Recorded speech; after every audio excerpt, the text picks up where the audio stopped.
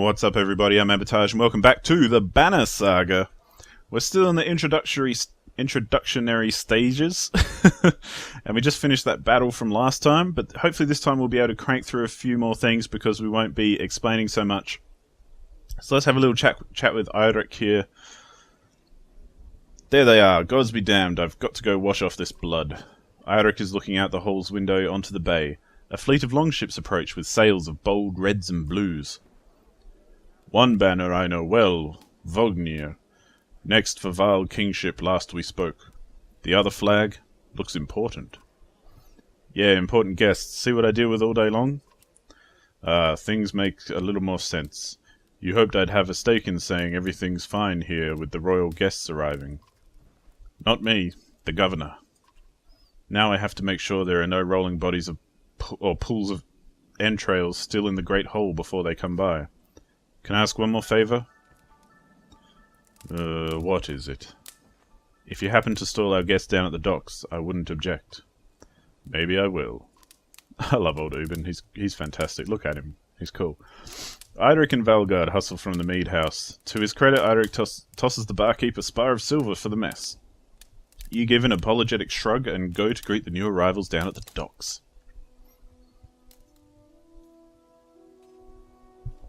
So there's the ships coming in. Watching the ships roll in. Ubin Vognir. A familiar Val steps onto the docks. In your mind you recall a much younger version trampling the halls of Grofheim, abundant in purpose. Oh, here's Vognir. Gods, Ubin, you're looking ancient. Comes with being old. And if there is Vognir here, there must be Hakon. Must there? Hakon's a dude. Still bleeding tributes from the poor and stupid old yokes. At what age do you lose a sense of shame? Jorundur demands it. I'll take that over lingering to death in Grofheim. Speaking of, I had no sense that you were so far from home. Just returned from Aberang, in fact. See all the names? And glad for it. Hakon motions to the other ships in the bay, sails still fluttering. Golden Wolf head emblazoned on red, the king of men or someone on his behalf. The king's whelp. The king's son Ludin. Don't you know, Scrivener? We visit his capital, he visits ours. It's how you make alliances these days. It's a miserable waste of time. Yes, Hakon, it is. I'd almost forgotten. It's a good thing you're around, Hakon. Then you're going to Grofheim? I have the distinct feeling I've finished my business in Strand and was heading there myself. We should caravan. It's kind of like a, let's go out. It's like, we should caravan.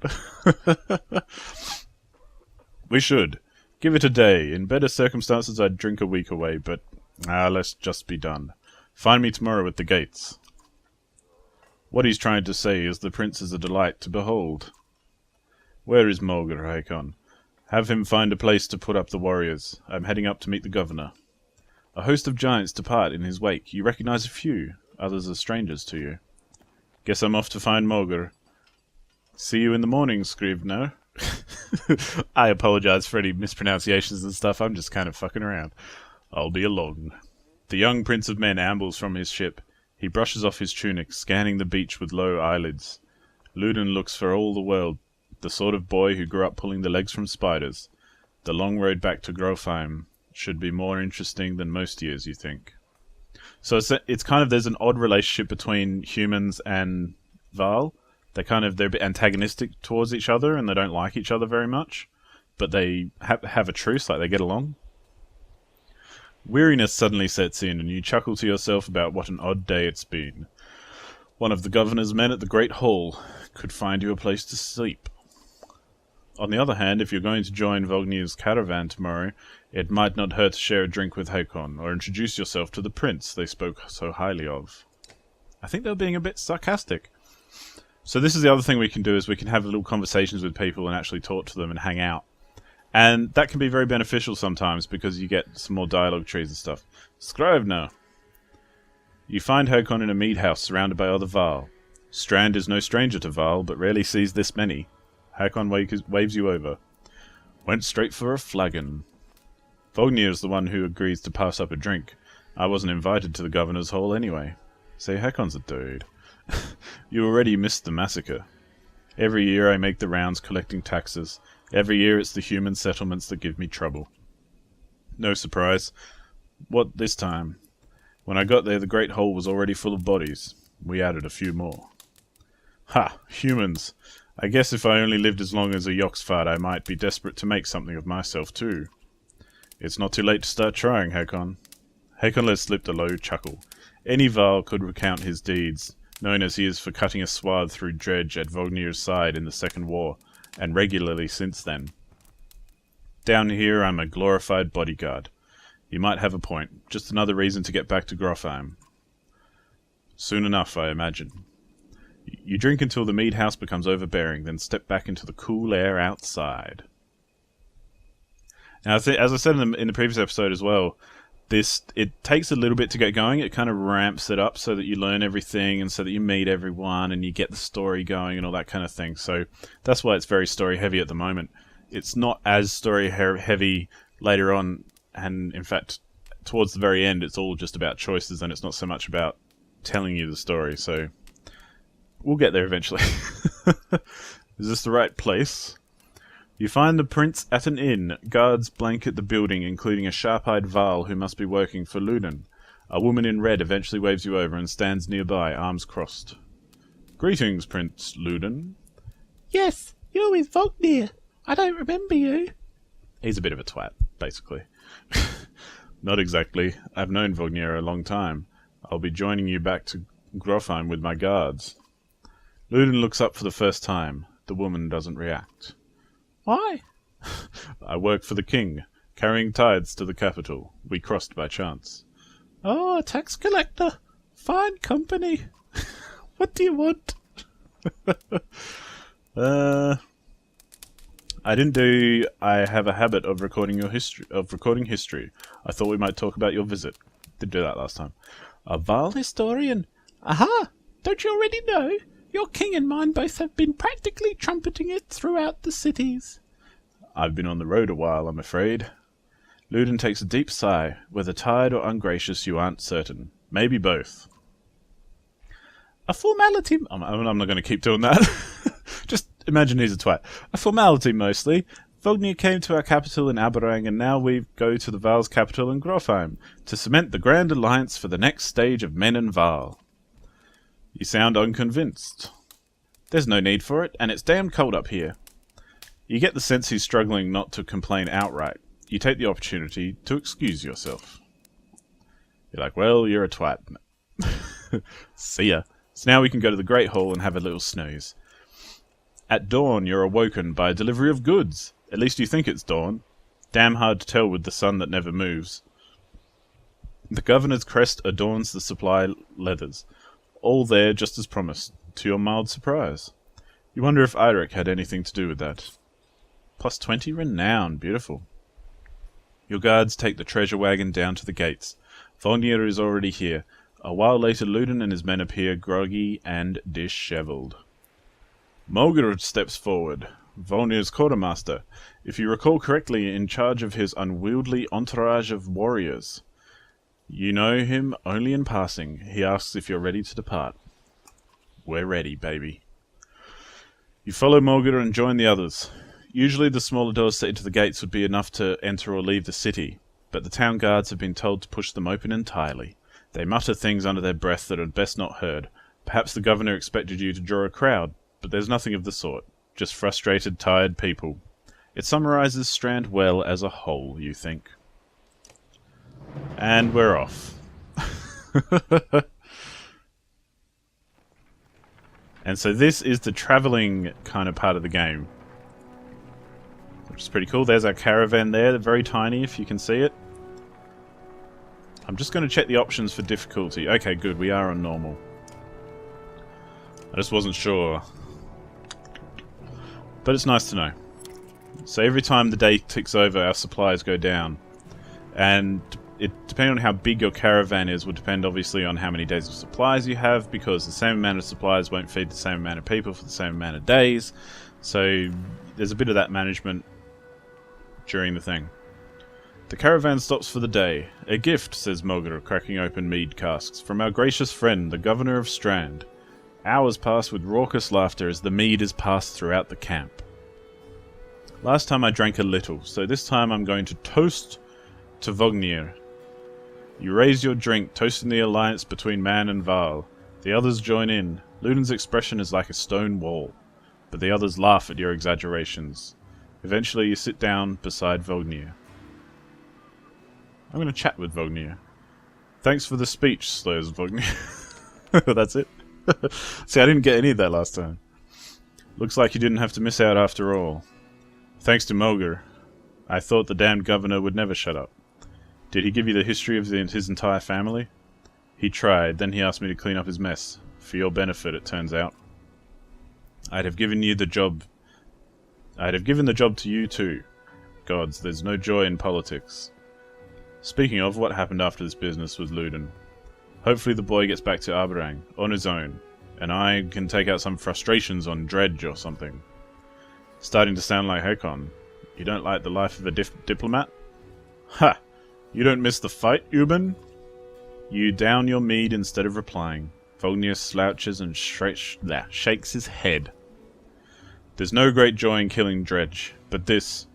Pretty sure this nonsense is some scheme between the two kings to foresee some kind of lineage. Used to be, warriors would follow you for what you've done. Isn't that why they follow you now? Is it? Or is it because I'm the next in line? These lines are getting muddy, old Varl.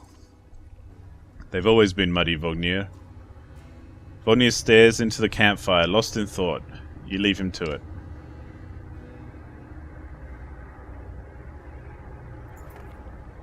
You rise groggily, the campsite a casualty of merriment. Mulgar is already kicking warriors awake when you spot Ludin stalking your direction. He sidesteps sleeping bodies. Better wake up, you nudge Vognir. You're needed. Ah, it's Ludin. Always a pleasure. You look well rested. Vognir releases a caged yawn and receives a hard-eyed stare in return. How long to Grofheim? Ha! We're only 2 days out of Strand, you know. Come, I'll show you on a map. And now we get to see the map. And it's a pretty cool map, I gotta say. Like, it's very detailed, but it's interactive and everything, and that's kind of fun. At least I think so. World map. Click and drag the map to look around. A portrait icon shows you where your caravan is in the world. When you're done, click the X. Yep, cool. So this is us, and this is where we are. So Strand is here, right there, and that's where we've come from. So we've gone through here, and we're heading towards Verderfell.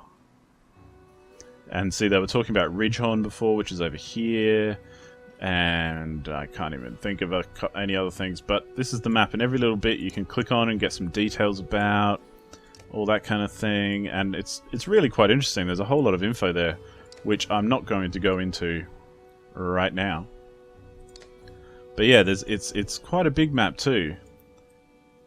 And this game will have sequels, apparently, I think is the plan, so it'll be interesting to see if the map expands, or if they just utilize more of it than they do in this game, or, you know, things like that.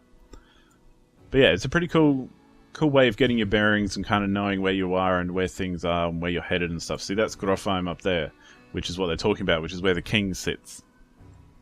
So we're heading that way, so it's quite a ways away. It took us a few days to get to this point. It's going to take us a few more to get there. But let's close that and move on. We head north, then east, past the forts. Grofheim's far from Strand, going to be a long march. You should have drank last night, Ludin. Why not take the ships to Skrymirstead? What's the point of marching? The Silverstone Bay is called that for a reason. It stays covered in ice all year. It would tear up the long ships. Too bad, though. We could have shown you all the wonders of Skrymirstead. A half-sunken city crawling with dredge prints. Dredge and glaciers. You like glaciers? Ludin exhales through the nose. A poor disguise for his contempt. He turns and bats aside the tent flaps as he goes, barking at his company in the distance. Don't poke the anthill, Vognir. He seems no happier to be here than you. Spend a few more days with the boy, old friend. You'll be looking for a tall cliff to hop off too. Ludin's got a shorter wick than Hakon. Thanks, Vognir. Let's get moving. Another half day to Vedrefell if we're lucky. Oh, these names. I love it. It's a beautiful language, but yeah, I can't pronounce them properly. So this is just telling you about your camp, which I can tell you about right here. So we can do that, we can do that. So we've got the heroes tent where we can look at our heroes, and for the purpose of the tutorial it wants us to. We've got the rest tent where we can rest for a day and that will improve our morale and that sort of thing. We've got the training tent where we can practice the combat side of the game. And then we've got leave so we can just continue on the road. But it wants us to go to heroes, so let's check it out. So this is heroes, and these are the heroes that are in your party. You can end up with a lot in the roster, but you can only have 1, 2, 3, 4, 5, 6 in the party. And these are the 6 that will fight in the actual battles. So we can click on one to see stats and everything. We can click here to look at the abilities. So this guy's the dude who does that little whirlwind move, and it's called Tempest. So that's that. But down here there's a little question mark, and it basically tells you what each of the buttons on the screen do, which is quite nice. But essentially you've got your special skill, you've got your armor rating, you've got your attack rating or your strength, you've got your willpower, so this is the maximum willpower that you can have at any one time. You've got, I forget what that one's called, it's the exertion, so that is the amount of willpower you can spend in a single go. So at the moment he can't spend any willpower because he hasn't got an exertion point. But he can have 3 willpower and that sort of thing. The bottom one is break, which is the amount of direct damage you can do to enemy armor. He's got a promotion because he's got 2 of 2 kills that he needed to get to the promotion. And each character has this little bit here, which gives you like a little paragraph on them and tells you how many kills they've had and that sort of thing. And we can go through and look at each of them. So there's Luden, Mr. Pussy Prince dude. There's Hakon, the wicked, funny guy. Mulgir, he's a shield master, so he can have some pretty high armor. And Gunnulf. Now let's promote him while we're here, just because we can. So it'll cost us 5 renown, and it'll take us up a rank. And that'll also give us 2 points to spend. So because he doesn't have any exertion at all, I'm going to put a point into exertion, and I'm going to put another point into armor just to help him out a little bit. But he's got quite the strength indeed, like he can really whack someone. So let's confirm that, and go back. And you can see now he's a rank 2, and then these guys are all rank 1s. And you can also move these around to change the order that they go in for the turns. So I'm going to put the shield banger at the front and put these guys second and put him way down the back because we don't really care about him. But yeah, that's the heroes tent, and that's where you can customize heroes and kind of the RPG elements of the game and level them up and that sort of thing. I actually, when I played through the game last time, I never did any training. So we'll look at that in another episode, I think, but not right now. In fact, right now we're probably going to end this episode before we leave and carry on because it's a good time while we're paused. We don't really need to rest at the moment. That would be a waste of supplies because our morale is currently great because there's nothing wrong going on. And we'll come back to this in the next episode. So thank you so much for watching, and I'll see you next time. Goodbye.